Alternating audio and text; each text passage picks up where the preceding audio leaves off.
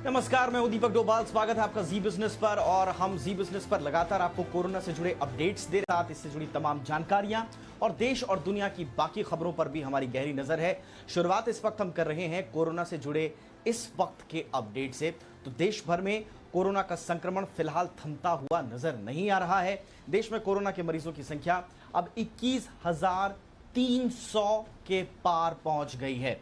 अभी तक 4,258 लोग कोरोना से ठीक हुए हैं।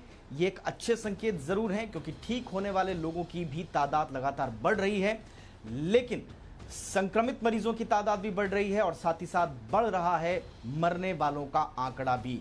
681 लोगों की अब तक मौत हो चुकी है। पिछले 24 घंटे में 1,409 मामले सामने आए हैं और इस दौरान 41 लोगों की मौत हुई है।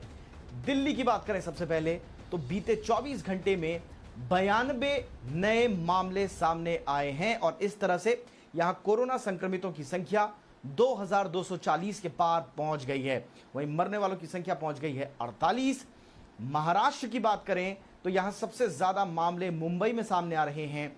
पिछले 24 घंटों में मुंबई में 431 नए मामले सामने आए हैं, यानी कि कल जितने मामले सामने आए थे उससे भी ज्यादा बीते 24 घंटे में मुंबई में सामने आ रहे हैं मामले। इन मामलों के साथ ही महाराष्ट्र में 5,600 से ज्यादा कोरोना के मामले हो गए हैं। यहां कोरोना से मरने वालों की संख्या 268 के पार पहुंच गई है। जी हां, इसी बीच महाराष्ट्र के स्वास्थ्य मंत्री राजेश टोपे ने बताया है कि राज्य में कोरोना हॉटस्पॉट की संख्या घट गई है। राज्य में अब 14 की जगह सिर्फ 5 हॉटस्पॉट रह गए हैं, यानी कि ये एक तरह के संकेत हैं कि राज्य में संक्रमण सिमट रहा है, लेकिन अभी भी 5 हॉटस्पॉट बाकी हैं। महाराष्ट्र के बाद गुजरात की अगर बात करें तो कोरोना के मामले यहां तेजी से बढ़ने लगे हैं। यहां अभी तक 2400 से ज्यादा कोरोना के मामले सामने आ चुके हैं। 103 लोगों की मौत हो गई है। और इसी तरह से अगर राजस्थान जाएं हम, तो राजस्थान में बीते 24 घंटे में 47 नए मामले सामने आए हैं।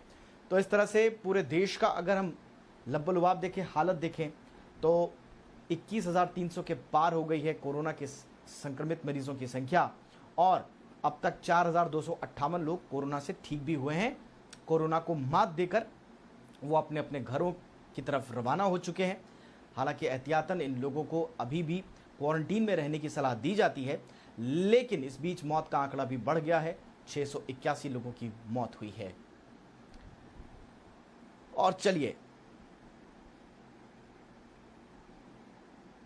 चलिए अब इस वक्त चलते हैं, ग्राउंड रिपोर्ट देखते हैं। हम अपने संवाददाताओं के जरिए आप तक ग्राउंड रिपोर्ट लाने की भी कोशिश कर रहे हैं और इस वक्त 3 राज्यों से मेरे सहयोगी अलग अलग लोकेशन से, जो बड़ी महत्वपूर्ण लोकेशन हैं कोरोना के हिसाब से, 3 सहयोगी मेरे जुड़ चुके हैं।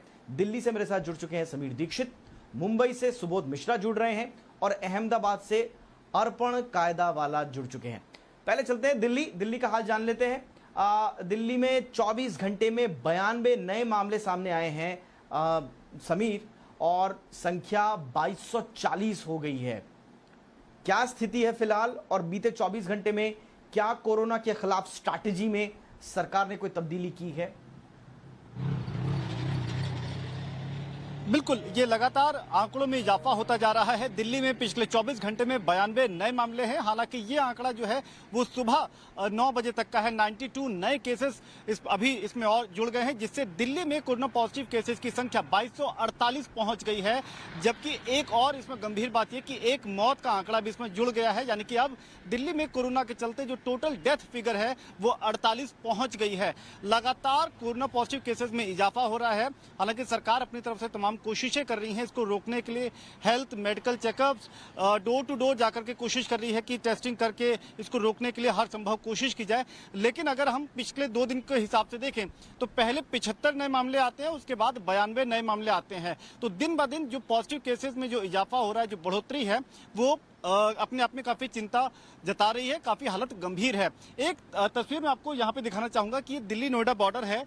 नोएडा बॉर्डर पे जिस तरीके से जो सील किया गया है, जो वर्चुअल सीलिंग है, ये सख्ती अगर आप देखें तो गाड़ियों की लंबी कतार और हर गाड़ी से, हर शख्स से बाकायदा पूछताछ। आप देखें तो पुलिसकर्मी लगातार यहाँ पे इनके इजाफा करके हर गाड़ी से पूछताछ हो रही है।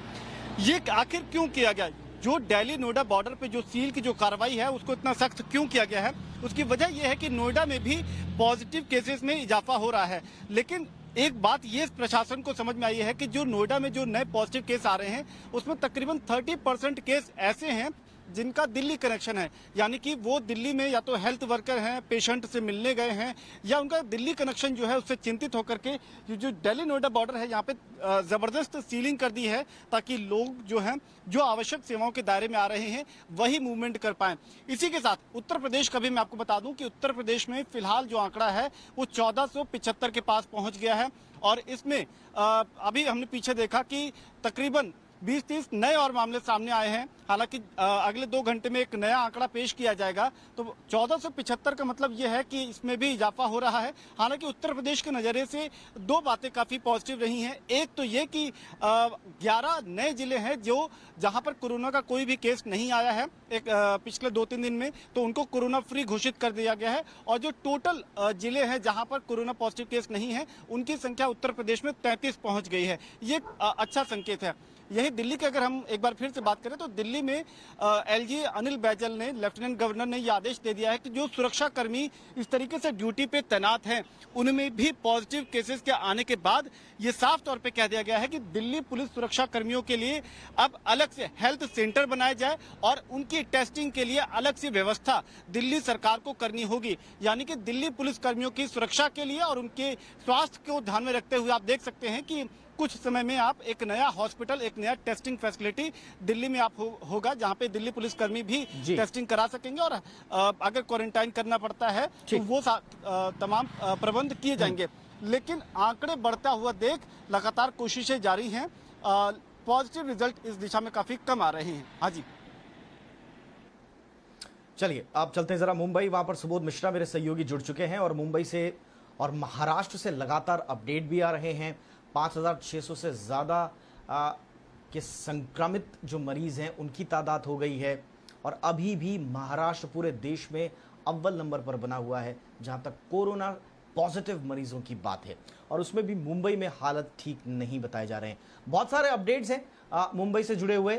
सुबोध के पास चलते हैं। सुबोध, जैसा मैंने समीर से भी पूछा, क्या कोई स्ट्रैटेजी में बदलाव आ रहा है? हमने देखा घर घर जाकर अवेयरनेस फैलाई जा रही है। टेस्टिंग किट की जहां तक बात आई थी, हालांकि लास्ट मोमेंट पर उसे रोक दिया गया क्योंकि टेस्टिंग किट जो रैपिड टेस्टिंग किट थी चाइना से आई हुई, उस पर आईसीएमआर ने एक तरह से रोक लगा दी थी, तो महाराष्ट्र में भी उस पर रोक लगी।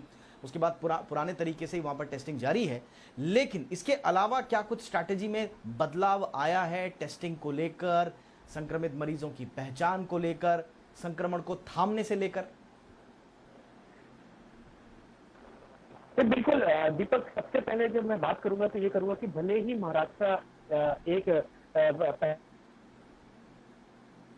पहले मरीजों की संख्या है वो भी 5,000 का आंकड़ा 652 मरीज है, जिसमें 24 घंटे में 431 मरीज आए हैं।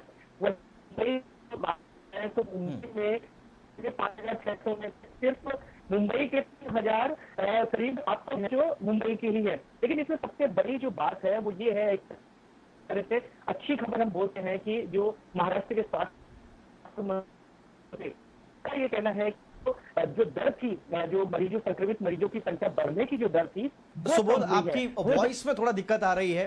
मैं चाहूंगा थोड़ा सा आपका जब कनेक्शन ठीक हो जाए हम दोबारा आपके साथ जुड़ेंगे। फिलहाल मैं अहमदाबाद चलता हूँ।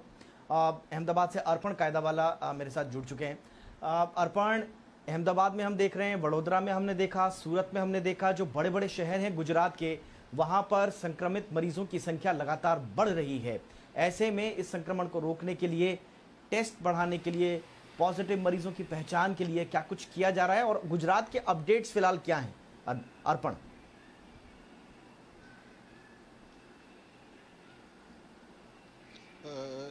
जी, मैं आपको अपडेट्स बता दूं। सुबह 9 बजे तक के जो डेटा है मेरे पास, उसके मुताबिक गुजरात में अभी तक 2559 केस कोरोना के दर्ज हो चुके हैं, जिसमें से 225 जो पेशेंट है वो रिकवर भी हो चुके हैं और अब तक की जो मृत्यु आंक है वो गुजरात में 105 पर पहुंच गई है। लेकिन इस सबके बीच सबसे जो गंभीर परिस्थिति है वो राज्य का जो सबसे बड़ा शहर है अहमदाबाद उसमें है, क्योंकि उसमें लगातार जो केस है वो बढ़ते ही जा रहे हैं। गुजरात के जो बड़े 5 शहर है अहमदाबाद, राजकोट, सूरत, बड़ौदा और भावनगर, उसमें अहमदाबाद की बात करें तो जिसमें 1595 केस और 62 लोगों की मौत हो चुकी है। उसके बाद नंबर आता है गुजरात में सूरत का, जहां पर 445 केस और 12 लोगों की मौत है।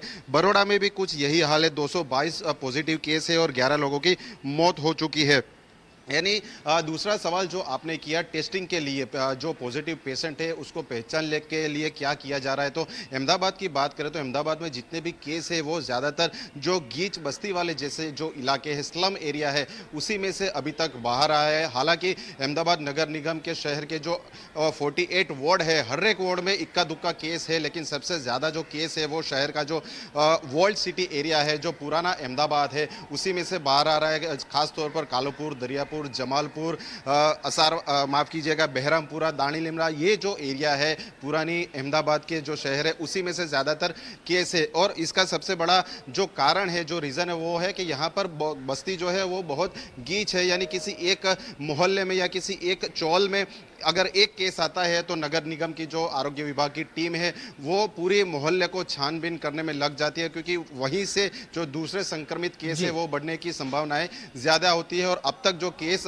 सामने आए उसमें यही देखने को मिल रहा है। गुजरात राज्य में जो आरोग्य डिपार्टमेंट है वहाँ वो दिन में 2 बार है, पूरा रिकॉर्ड खंगाला जा रहा है, ट्रेस किया जा रहा है, जड़ तक पहुंचा जा रहा है कि अगर कोई मरीज पॉजिटिव पाया गया तो उसके संपर्क के लोग कहां हैं और वो मरीज पॉजिटिव कहां से हुआ। ये बिल्कुल सही स्ट्रैटेजी है जो गुजरात अपना रहा है। मुझे लगता है कि बाकी इलाकों में भी यही स्ट्रैटेजी अपनाई जा रही है और उम्मीद यही की जा रही है कि अगर ट्रेसिंग अच्छी होगी, क्योंकि लॉकडाउन का पीरियड एक बहुत अच्छा मौका भी लेकर आया है ट्रेसिंग करने का, स्क्रीनिंग करने का, टेस्ट करने का, तो अगर ये चेन प्रॉपरली निभाई गई तो मुझे लगता है कि कोरोना के खिलाफ जंग में बड़ा महत्वपूर्ण साबित होगा। फिलहाल बहुत बहुत शुक्रिया आप तीनों का हमारे साथ जुड़ने के लिए। आप अर्पण अहमदाबाद से जुड़े, सुबोध मुंबई से और समीर आप दिल्ली से जुड़े। आप तीनों अपना ख्याल भी रखिए, हम अपडेट्स लेने के लिए आपके पास फिलहाल आते रहेंगे।